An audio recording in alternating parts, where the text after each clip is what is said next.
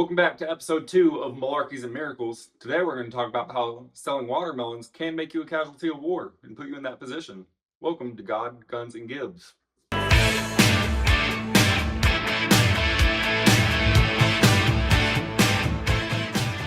Alright, so we talked a little bit last time about how you got into counterintelligence as your job, right? Where you go out, you talk to your sources and collect that information. But you're doing this all over the world on your 11 different deployments, which each country has its own culture, its own language. So how do you overcome those challenges and prepare for that as it relates to your mission? So yeah, every place you go, they've kind of got their own laws, their own rules, their own customs, um, and I didn't always have time or resources to learn every single law that I'm governed by. I mean, I don't even know every single law that I'm governed by here in this country. If you were to give me a test on U.S. law, I'd probably fail it right now. But I pretty much just live my life no matter where I am by the golden rule. I treat other people the way that I want to be treated, and I've never been locked up abroad following that rule. Mm. I'm sure you say that because you've seen people fall victim to that. Oh, there's a great show about it, right? Locked Up Abroad, and it's people that they do nefarious things and get locked up, and they expect to have rights like they do in the States, and find out that they don't. And yeah, it's always best to just be respectful of everyone at all times. Right. Treat people the way you want to be treated, and typically things go well if you stick to that. But yeah, with the watermelon story, I had a lot of learning because the world had changed very drastically in a short period of time. We didn't have Google, we didn't have social media, so there was basically just CNN at that time. Mm. And so you're trying to learn from about the world or whatever just through this little tiny viewpoint.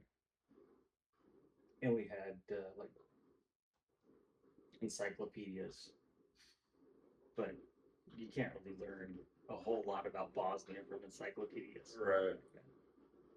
No one even knew really where Bosnia was back then. So the World Trade Center had just been attacked. I had already studied terrorism, so I knew who the terrorists were. I knew what they were doing around the world. I wasn't shocked that America had finally been brought into this, into this world of terror that we were now seeing, where the Muslim extremists were very active. Right, because we talked about how war really is the world's natural state because we've been at war all over the world more often than not. Right. Since the beginning of time. That's just the basis of humanity. Right. And so Cold War, tank on tank stuff, that was pretty much, over for a long time. Mm-hmm. And so you had all of these, people going to more terrorist tactics, which is what we saw, and what we were dealing with a lot over the last quarter of a century. And so in this environment, I found myself. I was like 22, young guy, didn't know anything about the world, didn't know anything about the Muslim religion, anything about foreign nations or anything, and I found myself in Bosnia as a counterintelligence, which at that time we were considered like the terrorist experts, because we knew what a Muslim extremist was, and like most people had never even heard any term like that. And so, I got over there. I really didn't know anything, and was just trying to find out what the threats were against the Americans that were in Bosnia and against the bases that were there. So I started by going out and just meeting with a lot of, officials, mayors, the, chiefs of police in the different districts. So at this point, right, you're an American in a foreign world. We talked last time about how you had longer training than most other MOSs. So is this like a fresh out the academy type deal for you? First real world mission Yes. where you're trying to find your feet and people are telling you what to do and you're just like, well, let's see if this works. Oh yeah, this is absolutely 100% my first mission, uh, real world. Yeah. So how were you feeling, like, well prepared for that, or did you feel Oh no. you just felt thrown into it? Yeah, I felt completely out of my league. Yeah, I think everybody kind of knows that feels like when you first start a new job and you just feel like it's kind of sink or swim. And When yeah, all the textbook knowledge you've been taught meets the application, you're figuring out how to apply that, right, right, and navigate it. yeah, and everybody that I had learned from, they had all done counterintelligence during the Cold War, which is vastly different to what we were doing now. And so a lot of the techniques and tactics and strategies that they used just did not apply at all. Oh wow. So we kind of had to write the book on how to do counterintelligence, with the global war on terror. And it wasn't easy at all, and we didn't have a lot of the tools we have now, with AI, and anybody can go online now and you can search whatever you want to search. Back then we didn't have any of those options. So, anyways, I digress. Went back, talking, trying to find sources, and just asking them basic questions. Just trying to establish relationships with them, trying to establish some sort of information sharing, like, hey, if I hear about anything that's going to happen to you guys, I'll let you know. If you hear about anything that's going to happen to us, you let me know, kind of thing.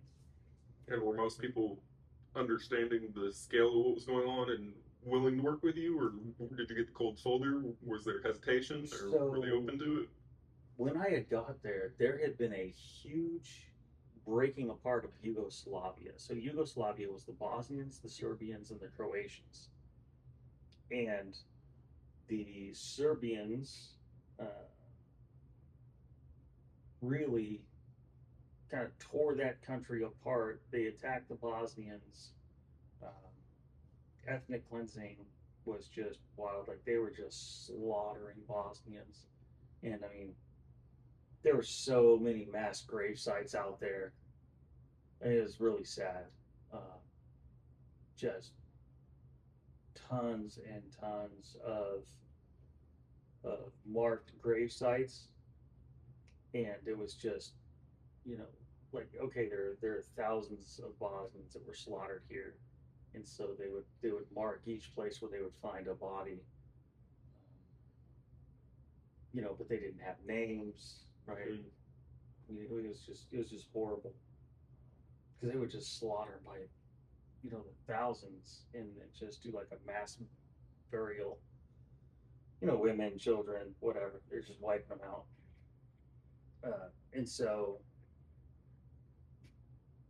the U.S. went over and, to stop that war, because so many people, so many innocent civilians were just getting slaughtered. So we went over and we stopped the war, and we made peace between the Bosnians and the Serbians. And so the Bosnians were very thankful. So when I would go in as an American to meet with a Bosnian, they would consider me like a big brother. I mean, I was 20 years old talking to like a 50-year-old. They'd be like, "Oh, thank you, big brother." Right. You Americans, you're our big brother. And so they were always willing to talk. They were willing to help. But yeah, I met one police chief, and I'd been there, a few times. And he let me know kind of what's going on. But most of it was just like small criminal stuff. Didn't really have anything to do with, you know, like national level stuff. And he said, "Hey, I got one thing I want to talk to you about. I don't know if you can help me out. Maybe you can. If anybody can help, it's gonna be you." He said, "I've got this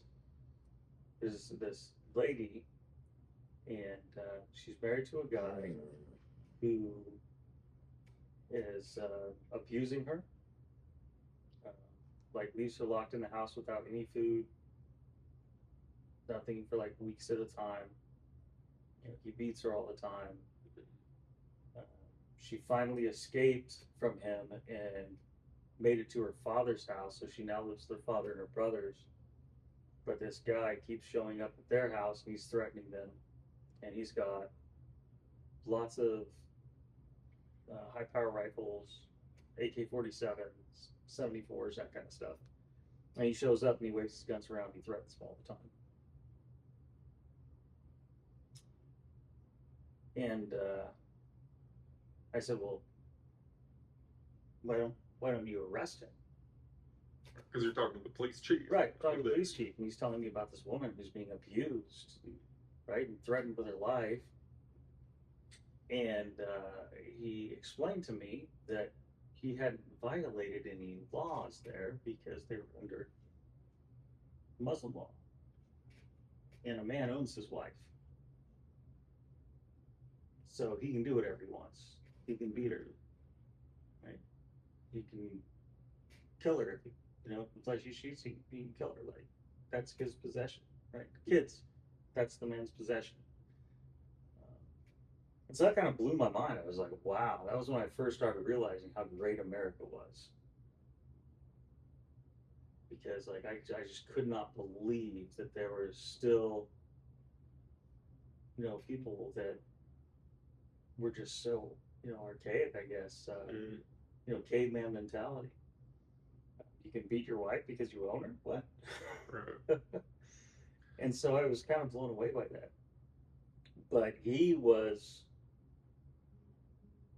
somehow able, even though he was raised around that, to realize that that was wrong.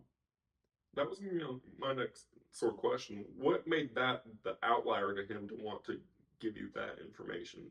Would it not be normal for someone to have access to that type of weaponry? So no, I don't think that. No, I don't think that he was authorized to have AK-47s. It was definitely not normal for someone to have that kind of those kind of weapons.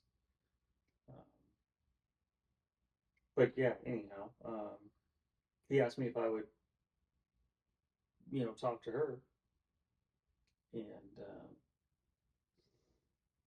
I wasn't sure that she would be able to give me anything, that we could really act on, because I wasn't there to act on, small crime things or, family abuse, or like that was not my mission at all. Yeah, you weren't there to step off into someone else's jurisdiction and handle Right. their problems. Right. That's way out of my jurisdiction, handling,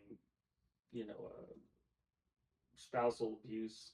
That's not what I was there for. Mm-hmm. But I agreed to go ahead and talk to her, because you never know, what information someone may have access to. So I figured I'd at least go there and try to find out if she's got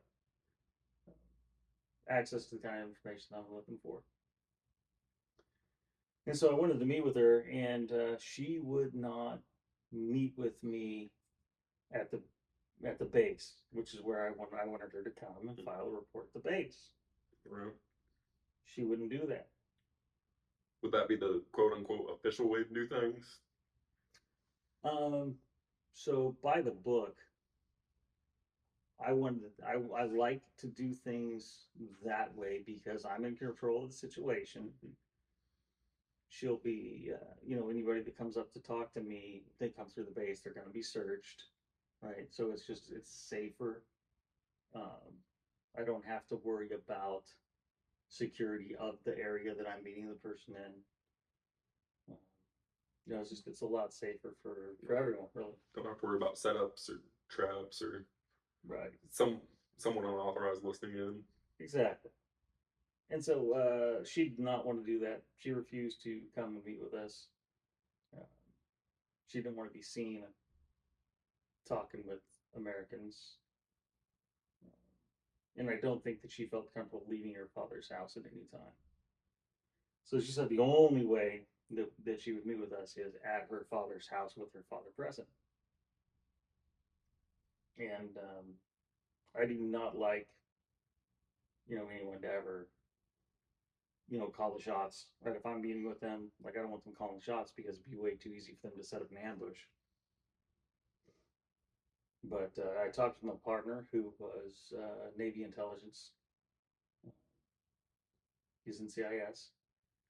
And we decided that we would go ahead and we would accept that risk to go and meet her at the house where this, crazy guy shows up with the high power rifles, threatening everybody. So we went ahead, we went there, got to the house, did, just did a little drive around just to see if there was anything suspicious. Didn't really see anything. We kind of identified, a couple escape routes, even though there was really only one road in and one road out. So it was not an ideal place at all. So you're doing your surveillance, right? Yeah, just trying to get a little familiar with the area. Leading into that, did you get any pushback from your superiors? Because it sounds like to me there was a whole lot of risk and maybe some reward there. I sent up a, anytime I meet with somebody and have a follow up meeting, I'll send up the report that says, hey, this is what I'm doing. This is how the meeting went. This is the next time I'm going to meet. This is where we're going to meet. How we're going to meet. These are the safety considerations. So I did send that report out. Whether or not anyone ever read it, I don't know. But but I did report everything that we were doing. Right.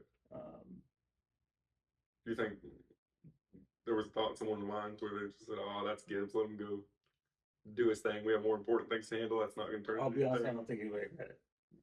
I don't think anybody looked that far into the details.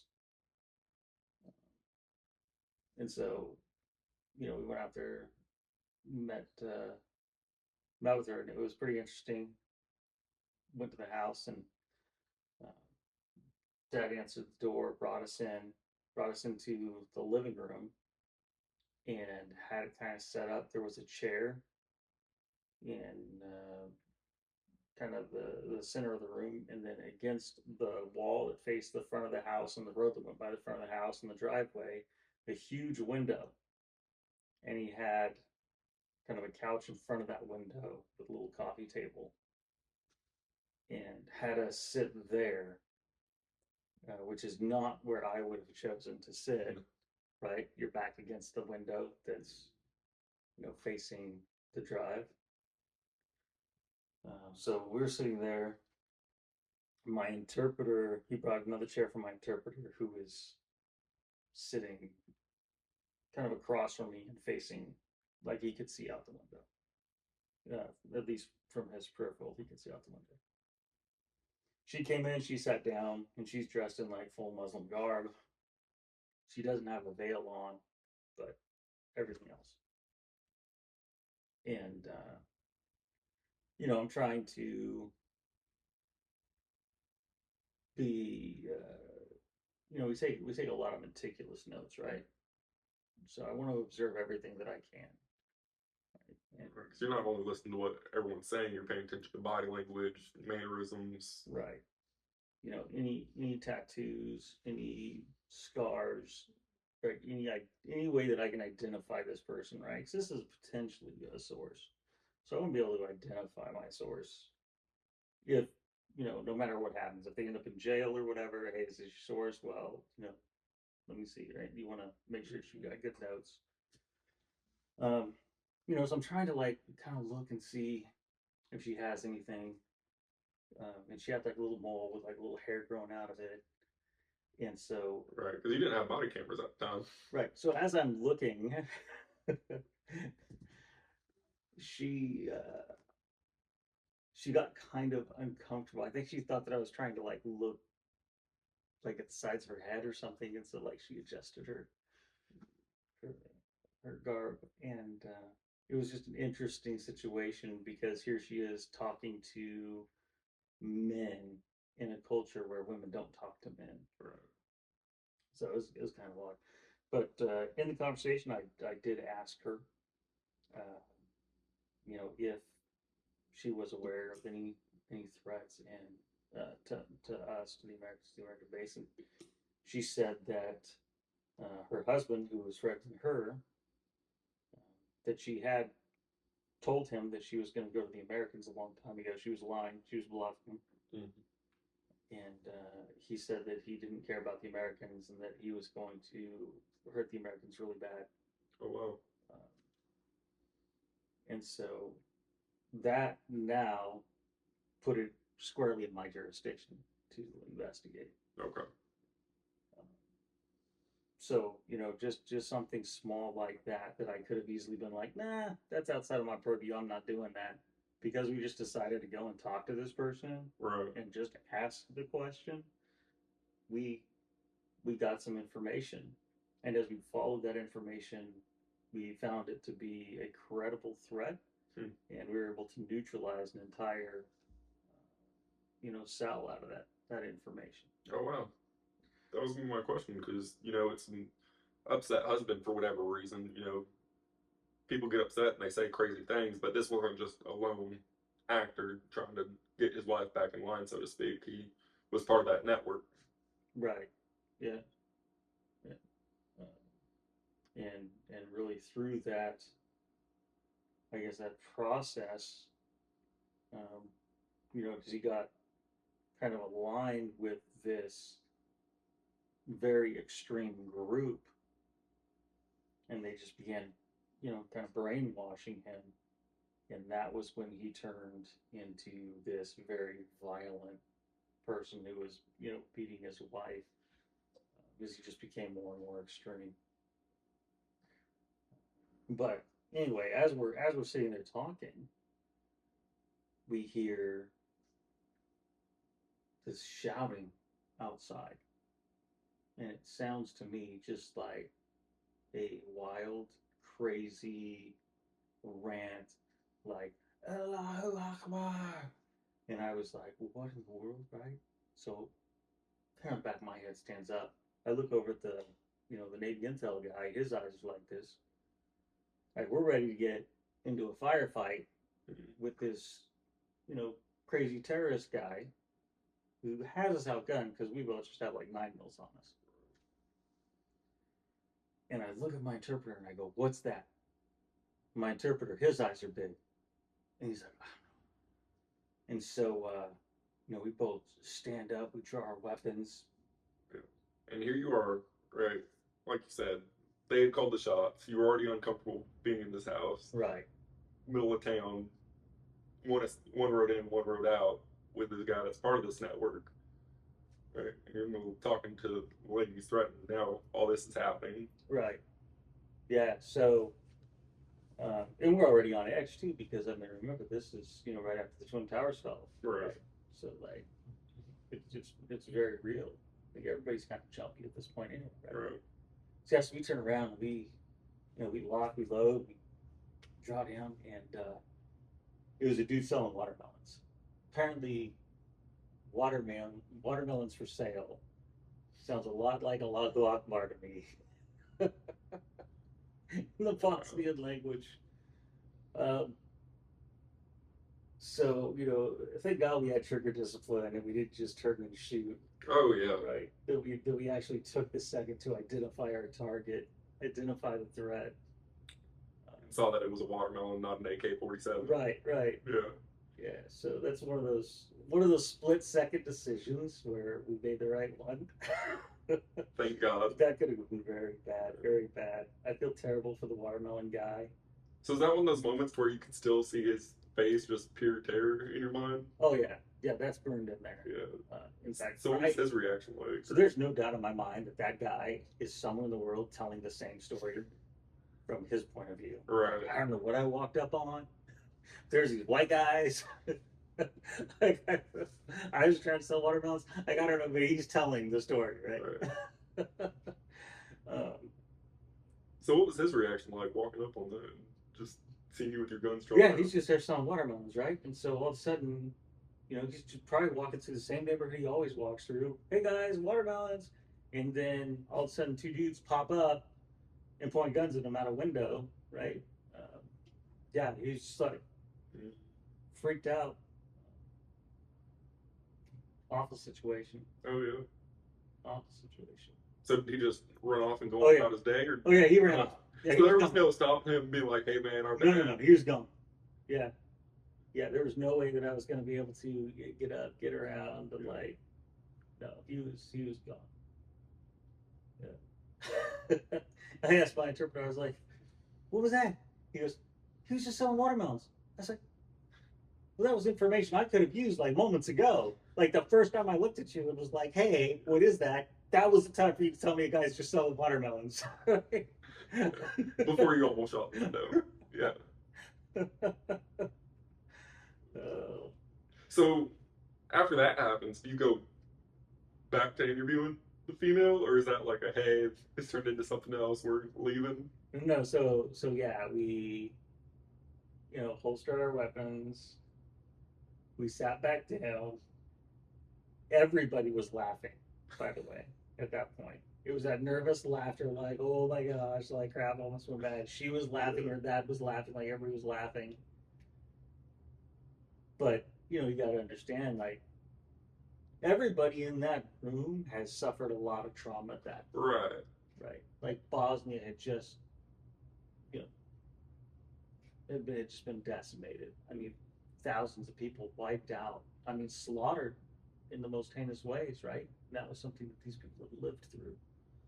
Um, and so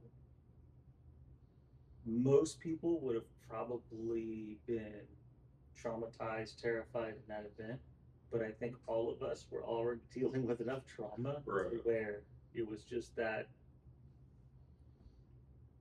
nervous kind of laughter. Yeah, because we talk and we say my circles are your circles and whatnot, right? I was gonna say, the average person, just civilian, might not understand that, but even the last guy I drew down on, that was a similar situation where she had called a third party saying, "Help me get out of this house." The guy's pretty much holding her there hostage with a weapon. And so we surround the house and whatnot. We're calling him out, and the female comes running out, and then the guy comes running out. I don't know what type of situation I'm in. I'm drawn down on him, but we end up going to the ground just so I can arrest him. And obviously, that's high strung, high speed, trying to figure things out. But then in the middle of all of it, his own dog runs up and starts biting him in the ass. So of course, we get everything handled, and we're like, whew. But as soon as we take a breath, we're like, man, did you see his dog biting him in the ass? Yeah, it's Like most people would be like, oh, that's so terrible. But in the grand scheme of things, like you say, when you're dealing with trauma, but also on such a level that something as small as that is what we I say we, but people that have been in those situations find the humor in it. yeah, you'll see, but dark humor is a sign of post-traumatic stress disorder. Someone who's been through very, very ugly times has learned to laugh about very, very ugly times, and they will laugh about things that other people are like, oh, Oh yeah, what's wrong with that guy? yeah, And it's like, well, it's not funny, but it's kind of funny, yeah. right? Like, Yeah, going back, I said y'all don't have body cameras, or maybe that's a good thing because now we're being warned, like, hey guys, be careful what you say on body camera if you're ever on scene for something serious and you walk off. Like, don't sit there and have a conversation like that because that's going to play terrible in court. oh yeah, imagine just Right. telling a joke or something to help Yeah. you, because it is a stressful situation, Mm-hmm. and it is a way to relieve stress by telling jokes. Right. Jokes do not go well in the courtroom. Right. Yeah. So you're all sitting down. You have that shared experience now that you're all on the same page about and laughing about. So how'd that go from there? Yeah, from there, we apologized, and they actually were like, no, no, like that was really good. Like you guys got up really fast. They were impressed with, I guess, how quickly we were able had to start weapons, get them locked and loaded, and actually draw down. So I think they felt safer from that point on, knowing that we were trained and ready to respond if a threat did come up. Right. And yeah, looking back on it, I think that also, both me and the Navy guy, because I mean, we had never trained before, but clearly our tactics were the same because we did everything the exact same way Oh, at wow. the exact same time. From the way that we. And how long have y'all been working together at this point? Not long, a few weeks. Oh. A few weeks. And so we really trusted each other after that. And not just because, the way that we did everything was the exact same, like, fraction of second to fraction of second, but that we both had that trigger discipline. I think that really, from that moment on, I think we didn't speak on it, but I think we both like had a lot more respect for each other after that. You both understood you were operating at high levels. Right. Yeah. Yes, that was pretty good. It's funny that that was my first NCOER, non-commissioned officer evaluation report, because I got promoted to E5 while I was in Bosnia, because I showed up there like young specialist, and I was specialist promotable, and I had no idea, because again, it's not like now where you can go online and see how many points you have and see where you are in the racking and stacking. You have no idea when you're getting promoted. Right. And while I was there in Bosnia, my company commander, or COI commander, was a Marine. Most everybody else in that unit was, because it was an Allied military intelligence battalion, so we had like French, Spanish, Polish, like we had tons of people from all over the world in our unit.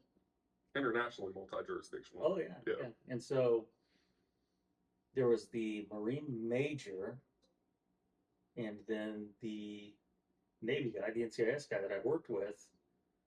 Those were the only two Americans there, and so the major got my orders to promote me, and he asked me, he said, "Hey, how are you going to do your promotion?" And I was like, "Well, it makes sense that you would promote me." So as an Army guy, my promotion to sergeant was done by a Marine major who promoted me. And my NCOER that was written by a Navy intelligence officer. I'm sure that's something that happened, but it doesn't sound like that happens too often. I don't know anyone else whose first NCOER was written like that. Special cases.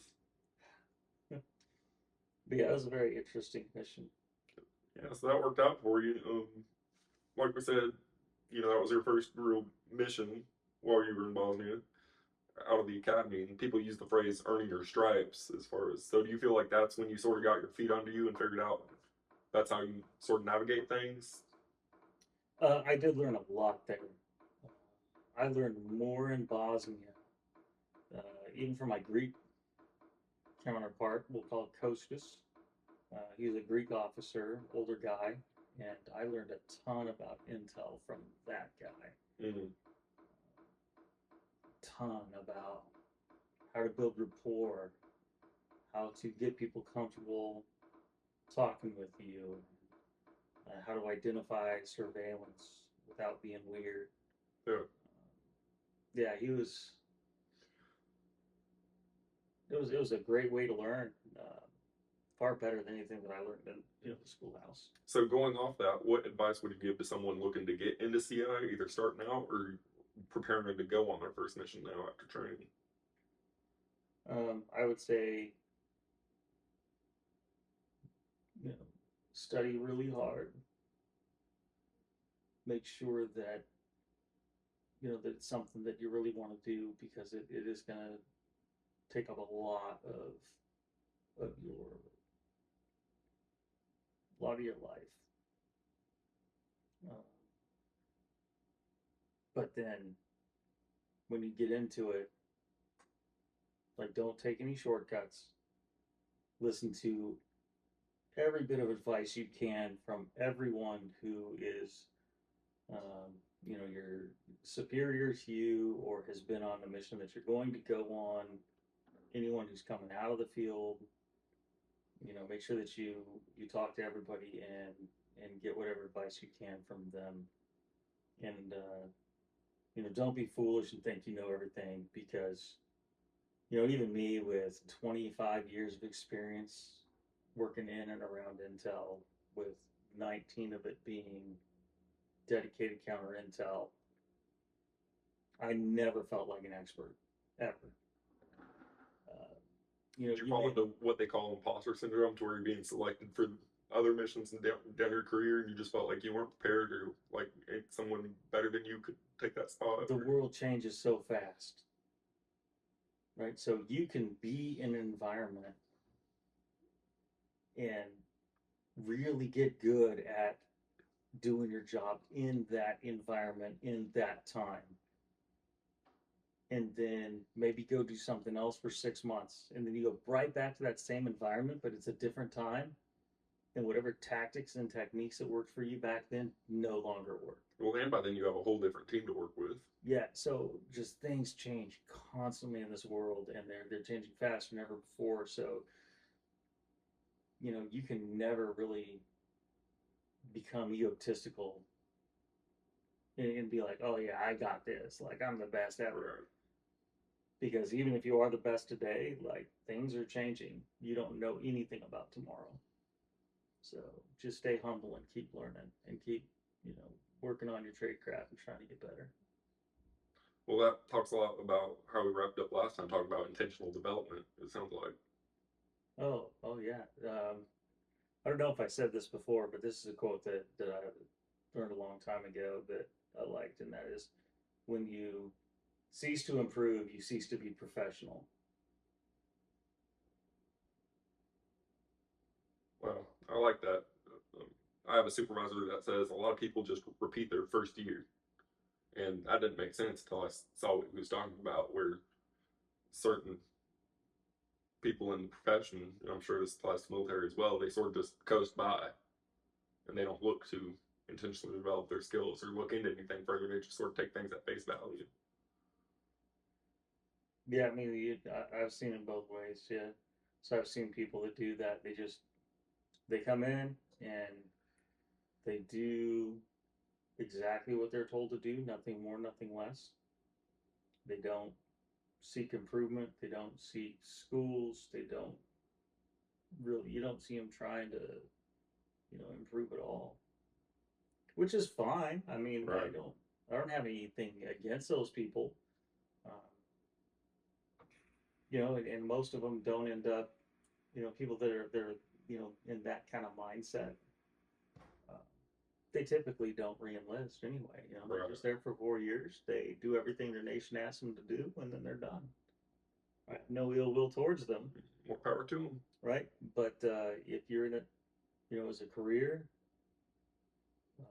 no, I mean, you got to be professional. You got to keep improving, and not just doing what you're told to do, but you got to, study outside material and outside sources, and have that self-initiative, right. self-drive, and motivation. So stay humble, look for learning opportunities. Yeah. That's it. That's it.